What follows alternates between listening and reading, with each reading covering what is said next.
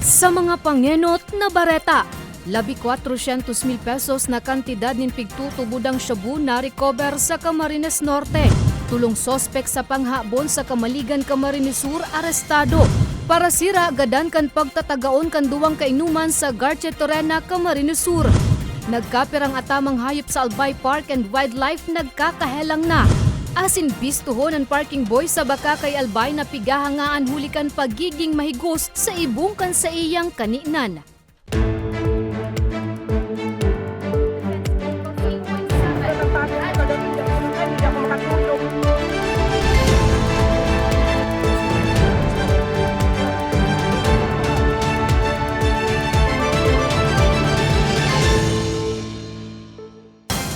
Maray na hapon, Martes, Pebrero 7, taong 2023. Uninan mga baretang tatak Bicol. Madadangugman ang mga baretang ini sa 88.7 Radyo Ragon Catanduanes sa 90.7 Radyo Ragon Legazpi.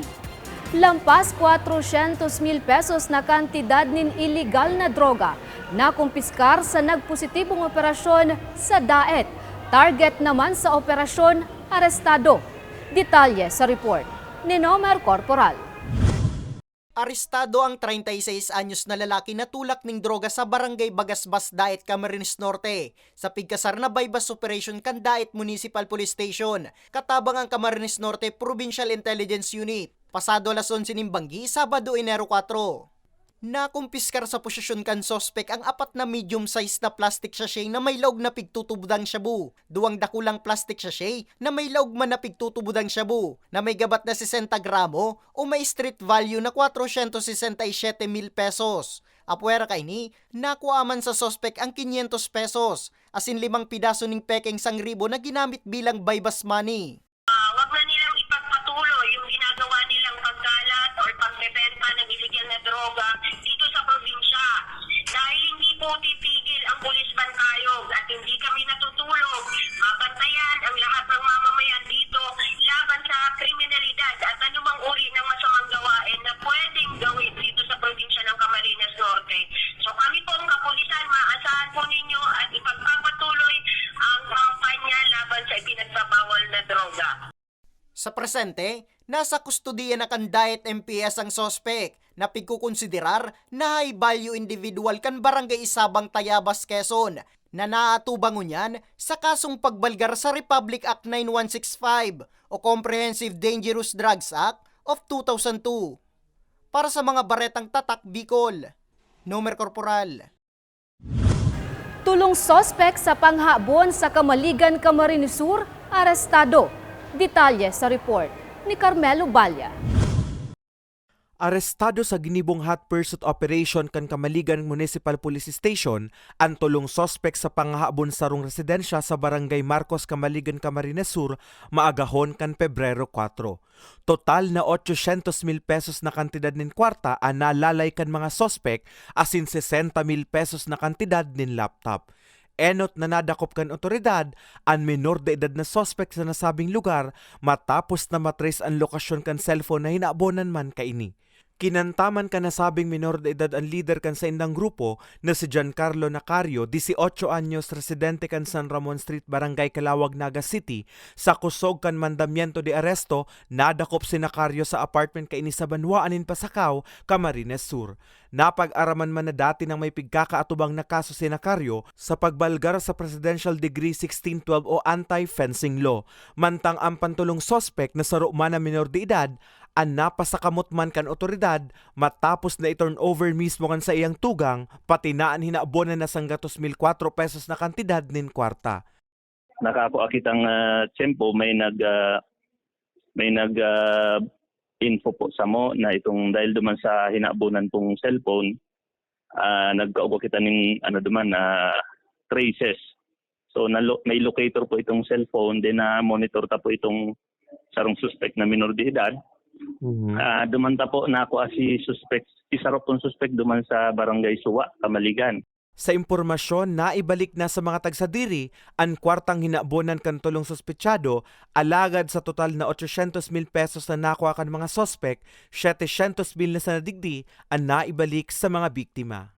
Kaya lang ito pong tapapela na po ining kaso, kaya lang itong duwang minor de edad mayo itang ibang maginibo. Kaya po antang i-turnover sa DSWD habang naghahalat po kita katong certificate with discernment. Pero ibabali mangyarari po siya sinda sa pag-file ng kaso. Bahala na po ang court or judge sa disposition ito. Sa ngunya, nasa kustodiya na kan otoridad si Nacario asin posibleng mahampang sa kasong robbery. Mantang nasa pangatama naman kan DSWD ang duwang minor de edad. Para sa mga baretang tatak Bicol, Carmelo Balya. Para sira, gadan kan pagtatagaon kan kainuman sa Garche Torena, Camarines Sur. Magtugang na sospek, padagos pang pigsususog. Detalye sa report ni Maria Lorenzana. Nakabulagtasin ng arigo sa sadiri niyang dugo ang 42 anyos na parasirang si Jovi Tablizo I. Pantalyon kan madukayan kan sa iyang kapamilya sa laog kan sa indang residensya sa barangay Sumaoy, Garche Torena, Camarines Sur alas 7:30 aga kan Domingo, Pebrero 5. Sa impormasyon, huring nahiling ang biktima na nakikiinuman alas 11 din banggi kan Pebrero 4 kaibaan anom na persona. Kabali sa mga nasambit na kainuman na Tablizo, ang magtugang na sinda Darwin asin Ramon de Guzman na pigtutuboda na may kagibo kan paninigbasgadan sa biktima. Base kaya sa salaysay kan bangkero kan bangkang nasakyan kan duwang sospek, alas 2 din maagahon kan Pebrero 5 kan ihatod niya sa barangay Tambante ng Camarines Sur ang magtugang. Nahiling man subuot kan agom kan bangkero ang bitbit na basket kan mga sospek, laog ang bolo na pigtutubod ang ginamit sa panggagadan sa biktima. May post po kayo dyan man kan Sumaoy, mga traveling 1.5 hour to 2 hours na biyahe sa dagat. May post po dyan. Duman na po nag-exit sa magtugan. Padagat mong giraraan sa mo yung pag-iimbestiga, interview sa mga residente naman. Dahil epon ka po ng mas matibay na testimonya o kaya kung makakagat ng possible witness, kali naman sa mga kainuman naman sa na kananing makapagkail ng mas pusong nakasalaban sa mga. Apat na tama sa maniba-ibang parte kan sa iyang hawak ang sinapo ni Tablizo. Nagluluwas man sa investigasyon na posibleng napikon ang duwang sospek sa kakulitan ni Tablizo na nagresulta sa makangurungin lahat na sinapo kay ni sa kamot kan magtugang. Yan po sa mga nagtatanong sa publiko na iwasan po ang mga pag-discussion lalo sa nag-iinom-inom. Iwasan na magpurulitan, magkailing ng mga kanya-kanyang gilas. Dahil minsan po naabot na yung isarap ka ng insidente na kaya na po control yung nagiging malala ang sitwasyon. Sa presente, padagos pampigahanap kan otoridad ang mga sospek na nahahampang sa kasong murder. Para sa mga baretang tatak Bicol, Maria Lorenzana.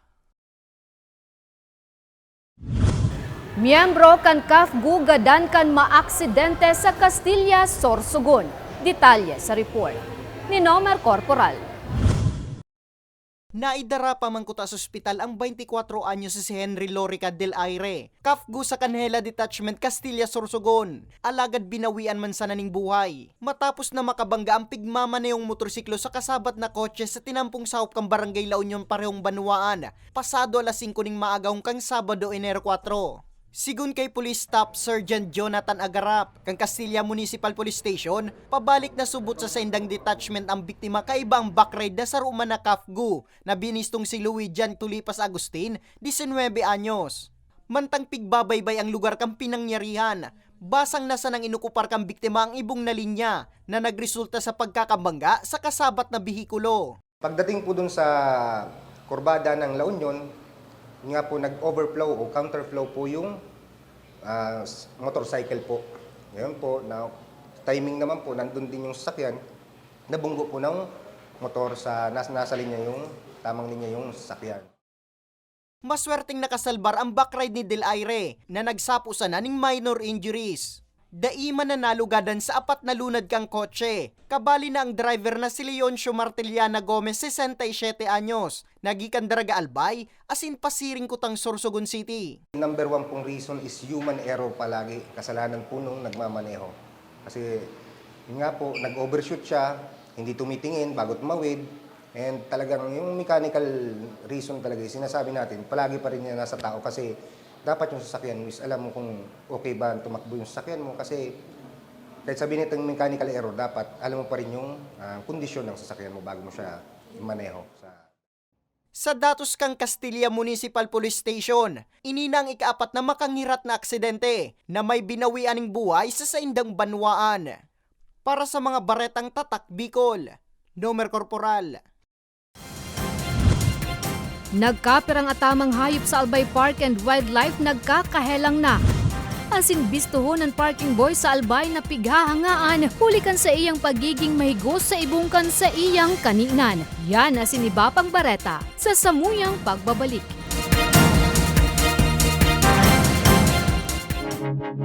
Tucked away in the province of Albay, known for its perfectly shaped Mayon volcano, Misibis Bay Resort, a locally owned 5-hectare private island resort. The resort is ready for all those looking to balance tranquility and adventure. This tropical destination is where guests can either choose to relax under the palm trees or have an adventure under the sun. It features modern and luxurious rooms and villas, recreational facilities, and sophisticated services.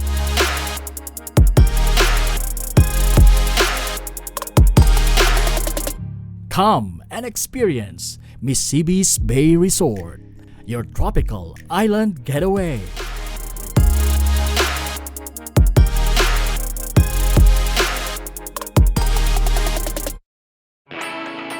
Naghahanap ka ba ng trabaho? Marunong ka bang mag-shoot ng video? Mag-edit? Magaling ka ba sa social media? Willing ka bang matuto? Graduate ng journalism o may alam na sa media? Apply na dahil naghahanap kami ng videographers para sa Camarines Norte, Sorsogon, Camarines Sur, Catanduanes at Masbate. Ipadala ang inyong resume sa actioncallcenter@gmail.com at maging pinakabagong miyembro ng aming team. Tara na! Apply na!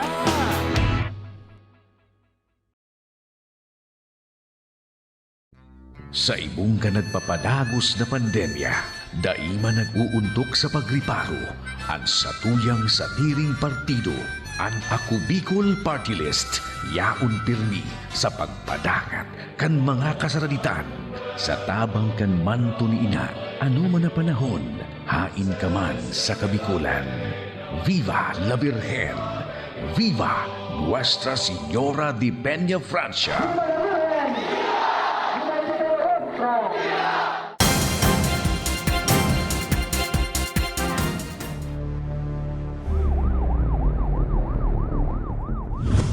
Nagbabalikan ako Bicol Online TV.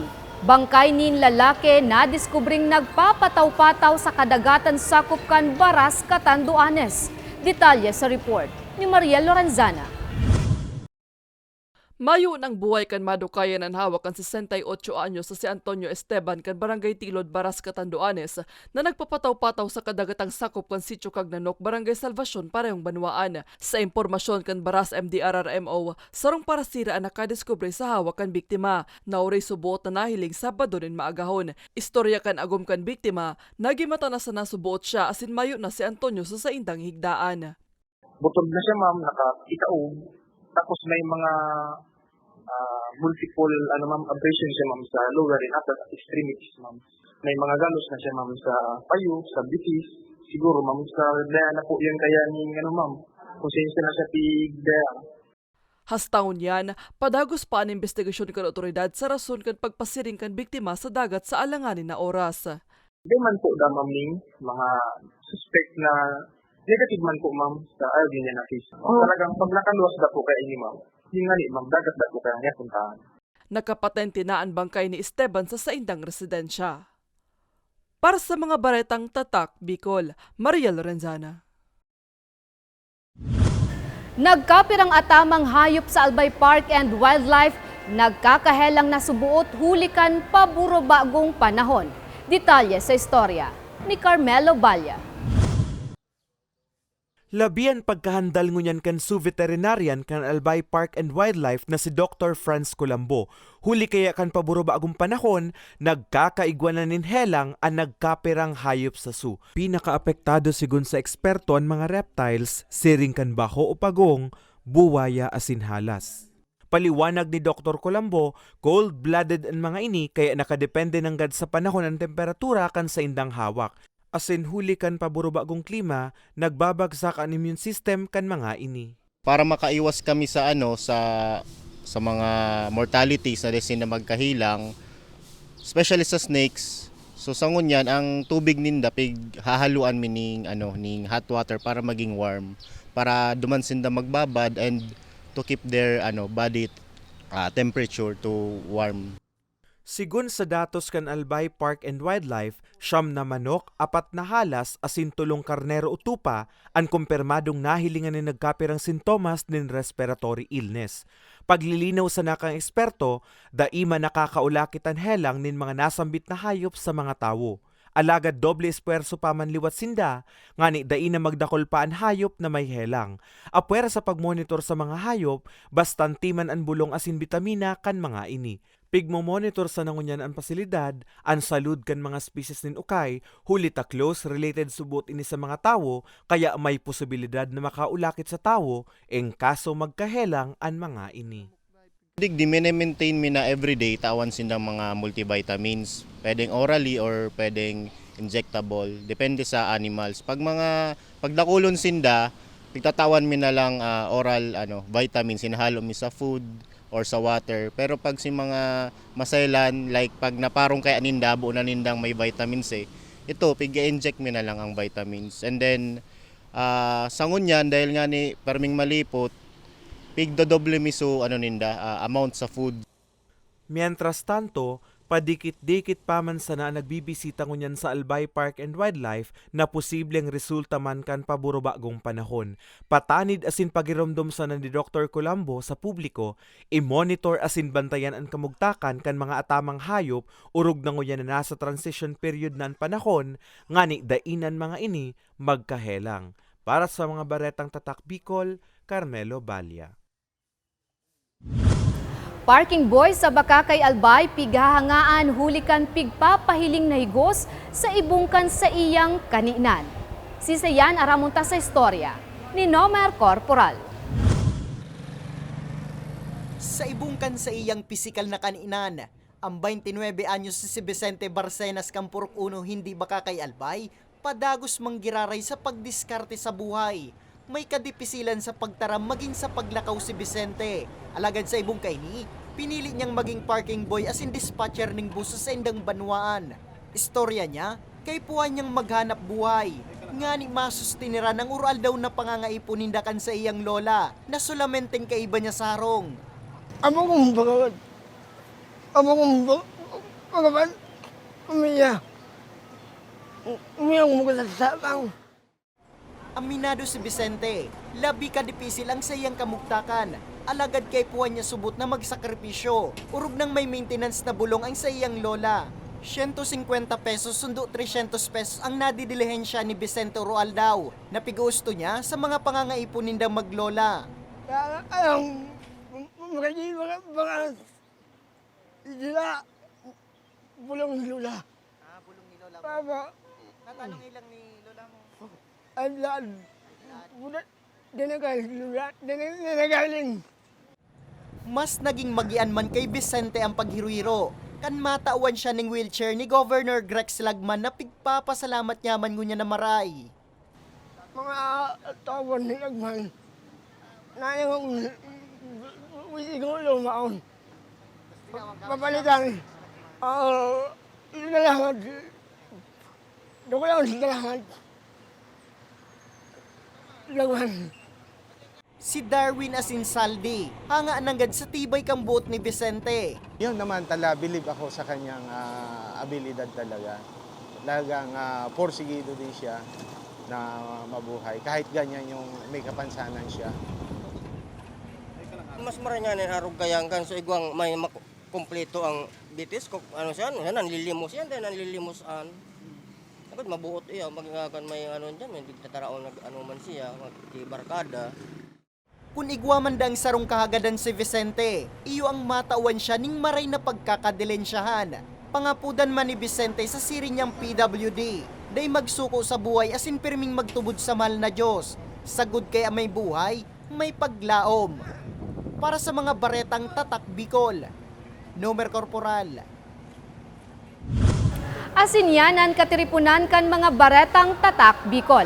Ako si Jen Nunez. Salamat.